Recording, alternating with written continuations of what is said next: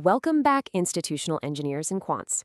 Today, we're diving into a fascinating analytical explainer where we absolutely deconstruct the SRB MBR state machine. We aren't going to be looking at traditional technical analysis today, not at all.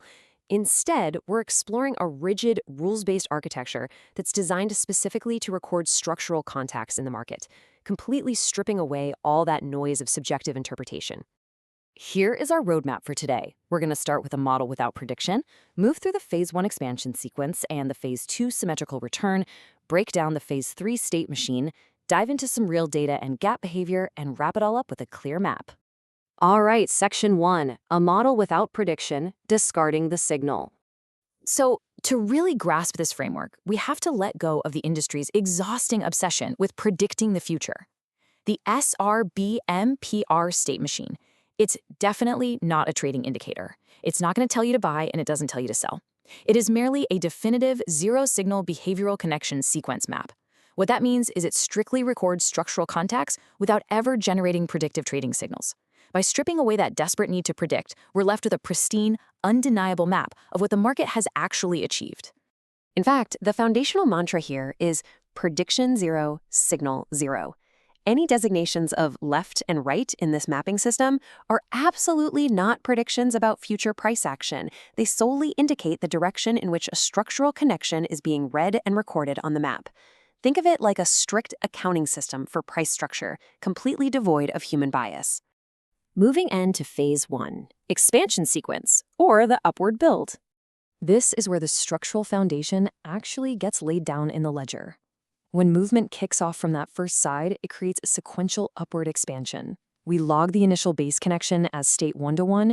Then, as price pushes outward, it establishes the expansion connection at state 1 to 2. And finally, this sequential expansion successfully completes at the 1 to 3 state. The big takeaway for you here is the rigid step-by-step verification required just to confirm a complete initial expansion. You literally cannot skip steps. Next up, phase 2, symmetrical return, also known as the mirrored path. Now, here's where this framework totally separates itself from conventional trend analysis. You see, this sequence does not blindly assume that structure is just going to keep extending further forever. Instead of forecasting some endless trend continuation, we map a distinct, symmetrical return sequence that exactly mirrors that initial expansion. So starting from the expansion completion point at 1 to 3, the machine tracks the return contact back to state 1 to 2 and eventually logs a full symmetrical return all the way back to the original base at state 1 to 1. It is a perfectly closed loop of measurement. Which brings us to phase 3, state machine, the branching logic. Once the sequence reaches point 3, the behavior branches out into distinct classifications. And this branching logic, it's really the beating heart of the state machine. It dictates exactly how incoming market data is categorized moving forward. It brilliantly illustrates a hard divide in the system. On one path, we have continuation, mapped as state 3 to 4, where the structure continues upward, creating a brand new expansion sequence. On the other path, we have return or reversal states, logged as 3 to 3, 3 to 2, or 3 to 1, where the structure returns downward, contacting previous foundational levels. The absolute golden rule of this system is that we never, ever mix a continuation state with a return or reversal state. They are completely separate biological functions of the market. So the crucial detail to remember is this. If a 3 to 4 continuation occurs, it is emphatically not an extension of the old sequence. The exact moment a 3 to 4 state is achieved, that old sequence completely terminates and a brand new structural sequence ID begins. So you're jumping from, say, sequence 001 straight to sequence 002. This is exactly what keeps the map from turning into a sprawling, unreadable mess and keeps all the data tightly compartmentalized. Let's dive into the empirical ledger in data and gap behavior. Theory and mechanics are great, right? But this is where the machine actually meets the market. To maintain that zero bias we talked about, every single structural connection is rigidly logged in a canonical sequence table using very specific properties.